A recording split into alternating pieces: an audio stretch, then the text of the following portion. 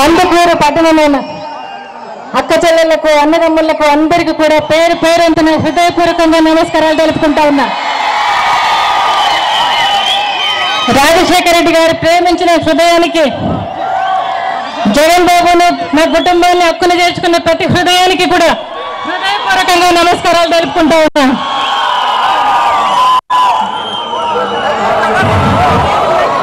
ఎన్నికలు రానే వచ్చేసాయి. ఇంకో 13 రోజుల్లో మనం ఓటు వేయాలి. మీరందరూ కూడా ఆలోచించుకోవాల్సిన అవసరం ఉంది. మీరందరూ కూడా గమనించుకోవాల్సిన అవసరం ఉంది. రాజశేఖర రెడ్డి గారి పాలనను గుర్తు చేసుకోవాల్సిన అవసరం ఉందని కూడా మిమ్మల్ని అందరూ కూడా విజ్ఞప్తి చేస్తా ఉన్నాం. ఈరోజు ఎక్కడ చూసినా అన్యాయం, అబద్ధం, మోసం అదే నడుస్తూ ఉంది. వేళ ధర్మానికి అధర్మానికి యుద్ధం నడుస్తూ ఉంది. న్యాయానికి అన్యాయానికి యుద్ధం నడుస్తూ ఉంది. వేళ విలువలకు విశ్వసనీయతకు పట్టం కట్టమని మిమ్మల్ని అందరినీ కూడా వచ్చా. మీకందరికీ కూడా మరి రాజశేఖర రెడ్డి గారు ఉన్నప్పుడు మరి రాజశేఖర రెడ్డి గారి ఆశయాల కోసం వైఎస్ఆర్సీపీ పార్టీ పుట్టిందని కూడా మీకు అందరికీ తెలుసు. మీ అందరి సంక్షేమం, మీ అందరి అభివృద్ధి కోసమే వైఎస్ఆర్సీపీ పుట్టిందని కూడా మీకు అందరికీ తెలుసు. నేను అడుగుతా ఉన్నాను ఇవాళ మీకు ఏదైనా నేను జవాబు చెప్పాలి అంటే మీకు మాత్రమే చెప్పాలి నేను జవాబు. ఎందుకంటే రాజశేఖర రెడ్డి గారి కుటుంబానికి మీకు నాకు ఉన్న సంబంధం 40-45 ఏళ్ళుగా.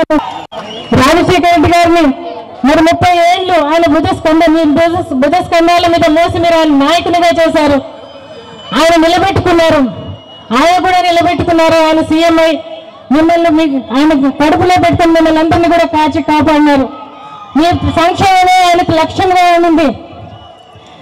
ఈరోజు 9 సంవత్సరాల నుంచి జగన్ బాబు మీ మధ్యలోనే ఉన్నాడు, మీతోనే ఉన్నాడు. కాబట్టి నేను మీకు జవాబు చెప్పాలంటే కూడా, ఏదైనా చెప్పాలంటే మీకు నేను జవాబు చెప్పాలని కూడా మీకు మీ ముందుకు వచ్చి నిలబడ్డాను. నేను ఇవాళ మరి మీ అందరికీ గుర్తుంది, లాస్ట్ ఎలక్షన్లలో మనం కొద్ది మెజారిటీతో మనం పోగొట్టుకోవాల్సిన పరిస్థితి కనబడింది. ఈసారి అలాంటి తప్పు చేయొద్దని అందరినీ కూడా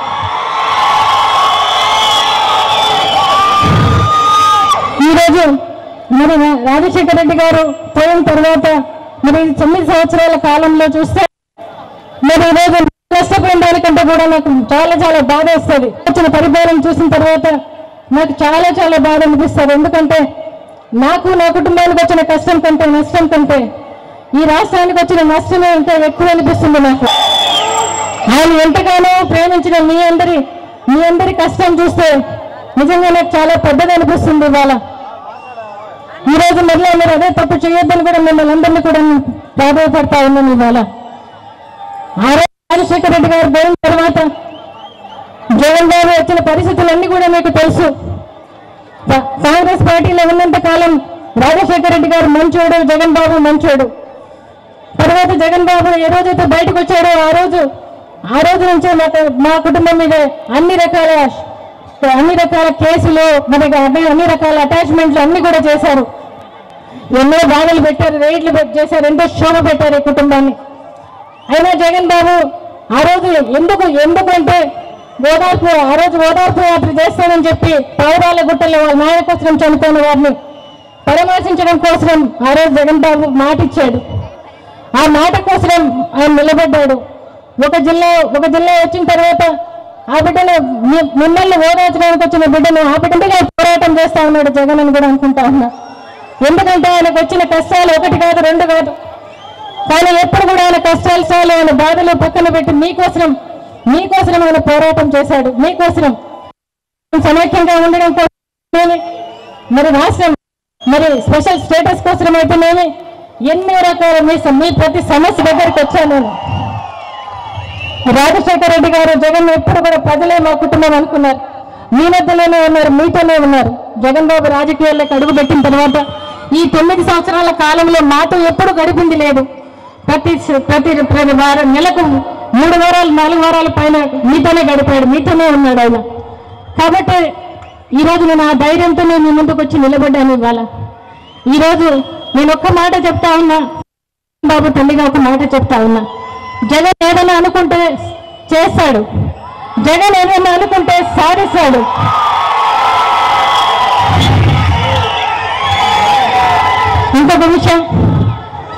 ఇంకొక విషయం ఈరోజు నేను నిజంగా రావాల్సిన పరిస్థితి కాదు నాకు. ఎందుకంటే మా ఇంట్లో మా కుటుంబంలో జరిగిన సంగతులన్నీ కూడా మీకు తెలుసు. మా మరిదిని పోగొట్టుకుని ఇంకా కొన్ని రోజులు కూడా కాలేదు. అయినా కూడా ఈరోజు మీ దగ్గరికి నేను రావాల్సిన పరిస్థితి వచ్చిందని కూడా మనవి చేస్తా ఉన్నాను. ఇవాళ రాజారెడ్డి గారిని 20 సంవత్సరాల కిందట ఆ రోజు హత్య చేశారు.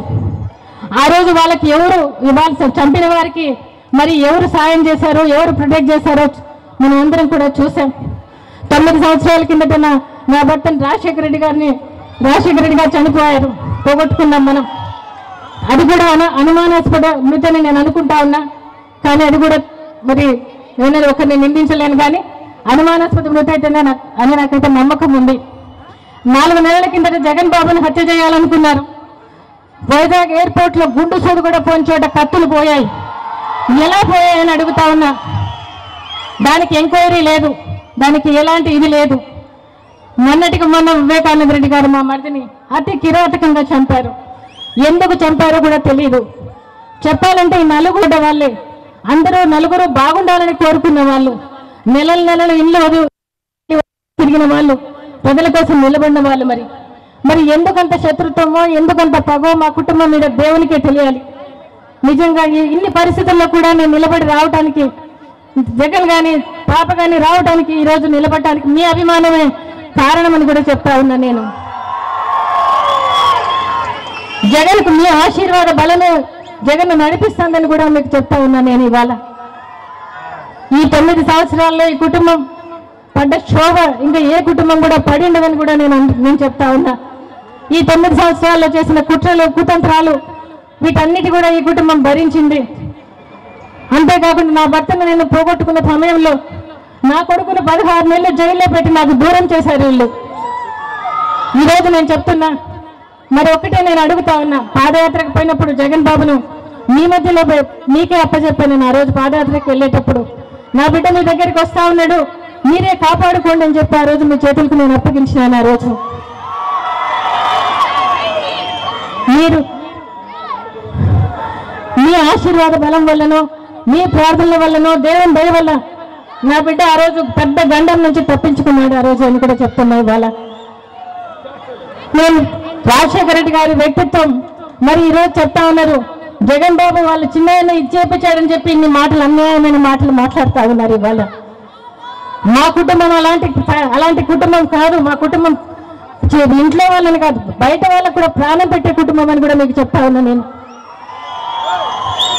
రాజారెడ్డి గారిని వాళ్ళ నాయన చంపినప్పుడు రాజశేఖర రెడ్డి గారు సీఎంగా ఉండగా చంపిన వాళ్ళు ఎదురుగా విచ్చలవిడిగా తిరుగుతూ ఉంటే కూడా చట్టం తన పని చేస్తుందని చెప్పి వదిలేసిన పరిస్థితి రాజశేఖర రెడ్డి గారి వ్యక్తిత్వం అని కూడా చెప్తా ఉన్నాను. ఇవాళ నేను అడుగుతా ఉన్నాను. ఇవాళ మేము అడిగింది ఏంటి? సిబిఐ ఎంక్వైరీ కానీ, థర్డ్ పార్టీ ఎంక్వైరీ కానీ వేయమని 2 కేసులలో అడుగుతా ఉన్నాం. దానికి ప్రతి చోట ఇదే మాట చెప్తా ఉన్నారు. ఆయన చంద్రబాబు గారు తను చేసింది ఏంటో, ప్రజలకు చేయాల్సింది ఏంటో ఒకటన్నా చెప్తా ఉన్నాడా? గమనించమని కోరుతా ఉన్నాను. నేను ఇవాళ ఎవరైనా నాయకుడు ఓటు అడగడానికి వచ్చినప్పుడు నేను ఫలాంది చేశాను, ఫలాంది చేయలేదు, ఇది చేస్తాను, ఇది చేయలేదు అని చెప్పి ఓటు అడిగే పరిస్థితి ఉండాలి. మరి చంద్రబాబు గారికి ఓటు అడిగే పరిస్థితి ఉందా అని అడుగుతున్నా మిమ్మల్ని. ఉందా? రాజశేఖర రెడ్డి గారు 2009 సంవత్సరంలో ఎన్నికలప్పుడు ఆయన చెప్పాడు, నేను చెప్పింది చేశాను, చెప్పింది కూడా చేశాను, ఓటు మీరే నిర్ణయించుకొని ఓటు వేయండి అని చెప్పి ఆయన అడిగారు. నేను ఇది చేస్తానని కూడా ఒక వాగ్దానం కూడా చేయకుండానే ఓటు అడిగాడు. మీరందరూ కూడా ఆయన గెలిపించారు ఆ రోజు. ఇవాళ ఆ రోజు మరి అలా అడగాలి, నాయకుడు అంటే అలా అడగాలి అని కూడా కోరుతా ఉన్నా నేను. ఇవాళ ఎంతసేపు జగన్ జగన్ జగన్ జగన్ జపం చేస్తా ఉన్నారు. ఇవాళ ఆయన ఎంత జగన్ జపం చేస్తే అంత ఆశీర్వాదం అని కూడా నేను చెప్తున్నా. ఎందుకంటే ఆ జగన్ పేరు మీ అందరి నోట్లలో మళ్ళీ కూడా వినబడుతుందని కూడా చెప్తా ఉన్నాను. ఇవాళ నేను ఒక్కసారి చంద్రబాబు గారికి గుర్తు చేసుకోమని అడుగుతా ఉన్నా.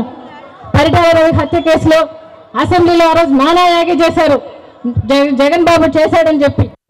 ఆ రోజు కొడుకుని చూడకుండా కూడా చెప్పాడు ఆ రోజు అసెంబ్లీలో, నా కొడుకు తప్పు చేసింటే ఉరి తీయమని చెప్పాడు. ఆ రోజు సిబిఐ ఎంక్వైరీ కేసాడు ఆ రోజు. మరి మీకెందుకు సిబిఐ ఎంక్వైరీ వేయడానికి మీకెందుకు భయం అని నేను అడుగుతా ఉన్నాను ఇవాళ. ఈ 2 కేసులలో మీరు మా కుటుంబంలో జరిగిన కాబట్టి మీరు బాధ్యతాయుతమైన పదవిలో ఉండి ముఖ్యమంత్రిగా ఉండి కనీసం సానుభూతి కూడా వ్యక్తం చేయలేదు. కనీసం ఇద్దరు విషయాలు జరిగినప్పుడు కూడా నేను ఒకటి గుర్తు చేస్తా ఉన్నా, మీకందరికీ చంద్రబాబు నాయుడు గారికి కూడా గుర్తు చేస్తా ఉన్నా.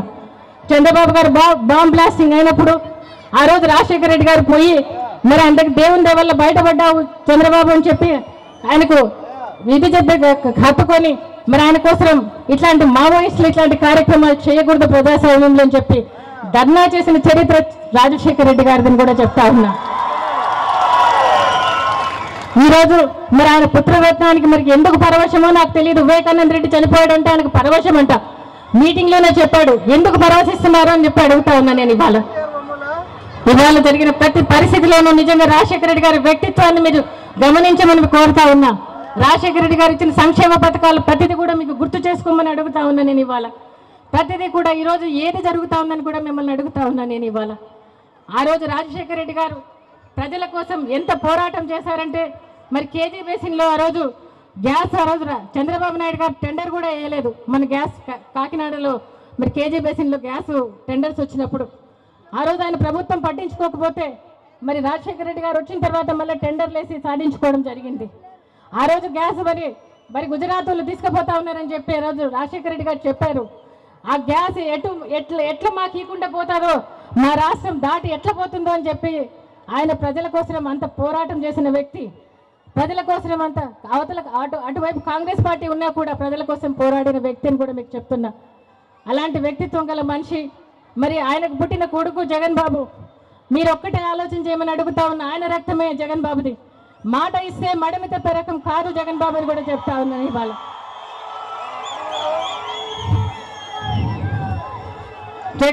జగన్ చెప్పాడు. జగన్ ఈరోజు మరి ఇన్ని చోట్ల తిరుగుతా ఉన్నా కూడా ఓటు వేయమని అడుగుతా ఉన్నాడు. ఓటు వేయమని అంటే ఈరోజు వాళ్ళ నాయన చేసిన మంచి, రాష్ట్రానికి మంచి, తను కూడా మంచి చేయాలని కోరుకుంటా ఉన్నాడు. ఈ రాష్ట్రాన్ని గొప్ప స్థానంలో పెట్టాలని మరి ఆయన వంతు కష్టం ఆయన పడతా ఉన్నాడు. మరి ఈరోజు నవరత్నాలు ప్రతి ఒక్కరికి కూడా అందించాలని ప్రతి కుటుంబానికి అందించాలని కోరుకుంటా ఉన్నాడు. మరి ఆయన మీరు 9 సంవత్సరాలు చూశారు. ఆ వ్యక్తిత్వం ఎటువంటిదో మీకు అందరికీ కూడా తెలిసిందని కూడా నేను కోరుకుంటా ఉన్నా. అవునా కాదా? మీరు జగన్ బాబుని చూశారు కదా.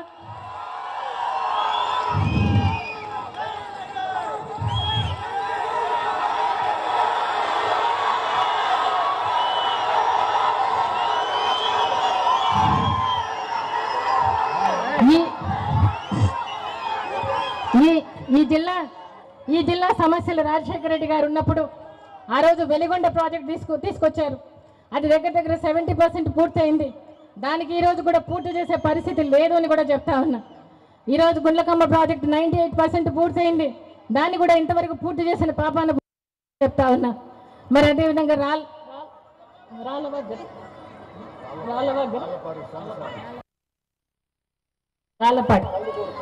రాళ్ళపాడు ప్రాజెక్టు కానీ ఏది కూడా చిన్న ప్రాజెక్టు కూడా పూర్తి చేయలేని పరిస్థితిలో ఈరోజు ఈ ప్రభుత్వం ఉంది అని కూడా మీకు చెప్తున్నా. ఎటువంటి ప్రాజెక్టు కానీ ప్రజల సంక్షేమం గురించి కానీ ఆలోచన చేసింది లేదని కూడా మీకు అందరికీ తెలిసిందే. ఈరోజు 3 నెలల ముందు ఈరోజు ప్రజలందరూ గుర్తుకొస్తా ఉన్నారు. ఈరోజు ఇవాళ జగన్ బాబు 2 ఏళ్ల నుంచి మరి ఆయన నవరత్నాలు ప్రకటిస్తూ ఉన్నాడు. ఇవాళ ఆ నవరత్నాలు ప్రకటిస్తూ ఉంటే ప్రతిదీ కూడా ఇది నేను చేస్తానని చెప్పి ముందే కాపీ కొడతా ఉన్నాడు. పులిని చూసి నక్క వాతలు పెట్టుకుందంట. ఎంత వాతలు పెట్టుకున్నా పులే, నక్కే. ఈరోజు జగన్ బాబు నవరత్నాల గురించి ఈరోజు ఒక మాట చెప్పాలనుకుంటా ఉన్నా. మరి వైఎస్ఆర్ రైతు భరోసా దాని కింద ప్రతి సంవత్సరము మే నెలనే 12,500 రూపాయలు ఇవ్వాలని నిర్ణయించారు. ప్రతి సంవత్సరం కూడా ఇస్తారని కూడా మీకు చెప్తా ఉన్నా. అదేవిధంగా మరి వడ్డీ లేని రుణాలు రైతులకి ఇచ్చే పద్ధతి కూడా పెట్టారు. అదేవిధంగా 9 గంటల కరెంటు, ఉచిత కరెంటు, 9 గంటల కరెంటు ఇస్తానని చెప్పారు. అదేవిధంగా రైతులకు ఉచితంగా బోర్లు వేసి ఇస్తానని చెప్పారు. మరి రైతు కట్టాల్సిన బీమా ప్రీమియం కూడా గవర్నమెంటే భరిస్తుందని కూడా చెప్పడం జరిగింది.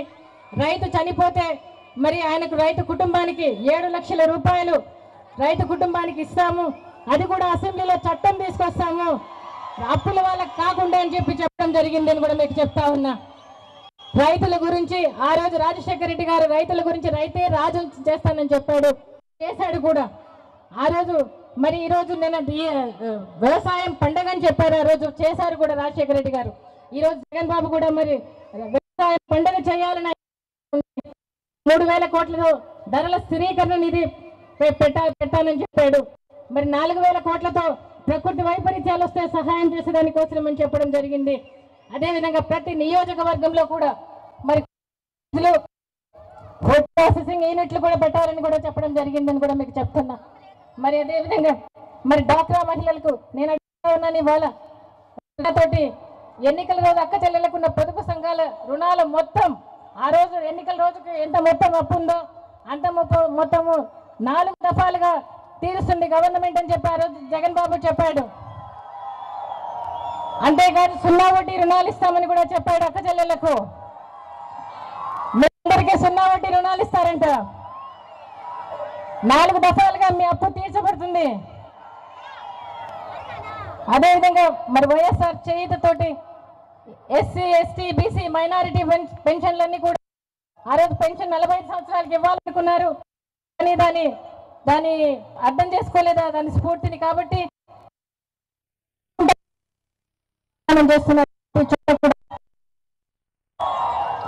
కార్పొరేషన్లు ఎక్కడికక్కడ కార్పొరేషన్లు ఉంటాయి, ఎస్సీ ఎస్టీ బీసీ మైనారిటీ కార్పొరేషన్ల ద్వారా మీకు ప్రతి అవసరము తీర్చబడుతుందని కూడా చెప్తున్నా.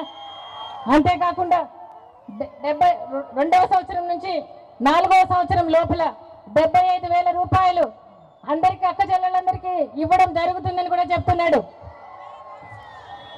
వైఎస్ఆర్ చేయుతలో 75,000 రూపాయలు మీకందరికీ కార్పొరేషన్ల ద్వారా ఇస్తామని వైఎస్ఆర్సీపీ పార్టీ జగన్ బాబు ప్రకటిస్తున్నారని కూడా చెప్తున్నా. ఇల్లు లేని వారందరికీ పేదవారందరికీ మరి 25 లక్షల ఇల్లు అంటే సంవత్సరానికి 5 లక్షల ఇల్లు కట్టిస్తానని కూడా చెప్తా ఉన్నారు.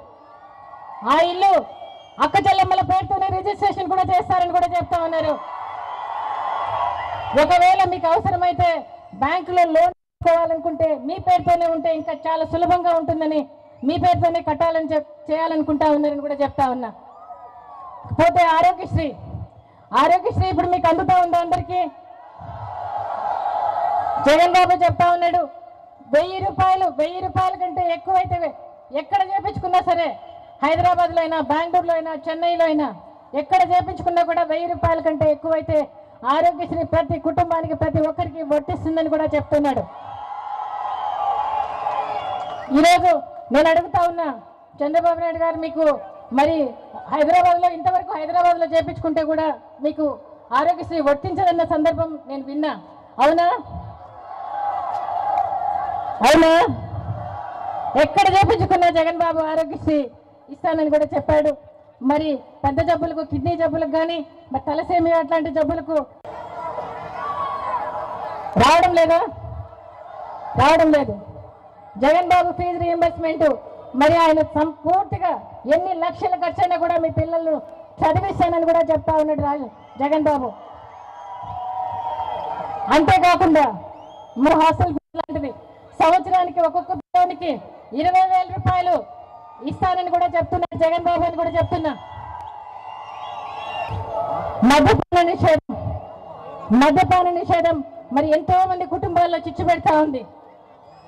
మానవ సంబంధాలు ఎంతో తెగిపోతా ఉన్నాయి. ఈరోజు ఆడవాళ్ళని పడతా ఉన్నారు. ఇవాళ అక్క చెల్లెళ్ళ కోసం జగన్ బాబు తీసుకున్న నిర్ణయం 3 దఫాలుగా మద్యపాన నిషేధిస్తానని ఆయన అధికారంలోకి వచ్చిన తర్వాత అని చెప్తా ఉన్నాడు. ఇవాళ ప్రతిదీ కూడా నవరత్నాలు 2 ఏళ్ల నుంచి ప్రకటిస్తా ఉన్నాడు. అన్ని రోజుల నుంచి చంద్రబాబు నాయుడు గారు ఏ రోజు కూడా పట్టించుకోలేదు. కానీ ఈ రోజు 3 నెలల ధనంగా మరి ఆయన చెప్పినవన్నీ కూడా కాపీ కొట్టడం జరుగుతూ ఉంది. ఇవాళ ఒక్కటే మిమ్మల్ని అందరినీ నేను కోరుతా ఉన్నా, మీరు మరి జగన్ బాబుని ఒక్కసారి ఆశీర్వదించమని మిమ్మల్ని కోరుతా ఉన్నా. ఒక్కసారి ఆశీర్వదించమని మిమ్మల్ని అందరినీ కూడా కోరుతా ఉన్నా.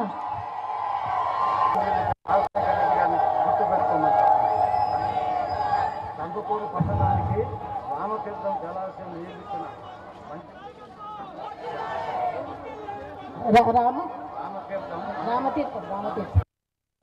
కందుకూరు పట్టణానికి తీర్థం ద్వారా మంచి నీళ్ళు ఇచ్చింది రాజశేఖర రెడ్డి గారని మీరు గుర్తుపెట్టుకోమని మిమ్మల్ని అందరినీ కోరుతున్నా.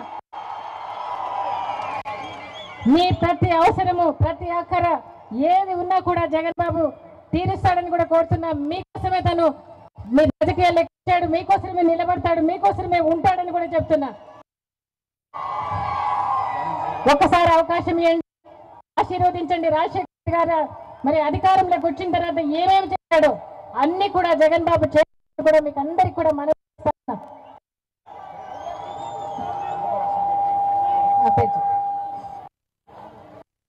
జగన్ బాబు మరి జగన్ బాబుకు ఓటేయమని మేము జగన్ బాబుకు ఓటేస్తాం, మనకు మంచి ప్రభుత్వం ఎన్నుకుంటామని కూడా చెప్తున్నా. మరి కందుకూరు అభ్యర్థిగా ఎమ్మెల్యే మహీధర్ రెడ్డి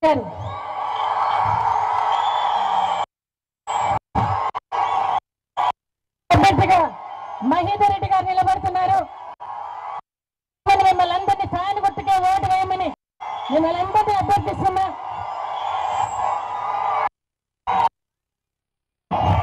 ఆడాల ప్రభాకర్ రెడ్డి గారు నిలబడుతున్నారు, ఫ్యాన్ గుర్తుకే ఓటు వేయాలని మిమ్మల్ని అందరినీ కూడా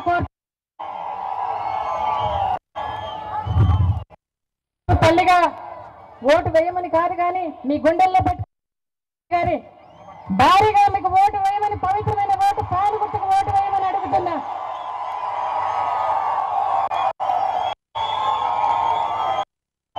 ఫ్యాన్ గుర్తు మన ఓటు చూసుకొని వేయండి.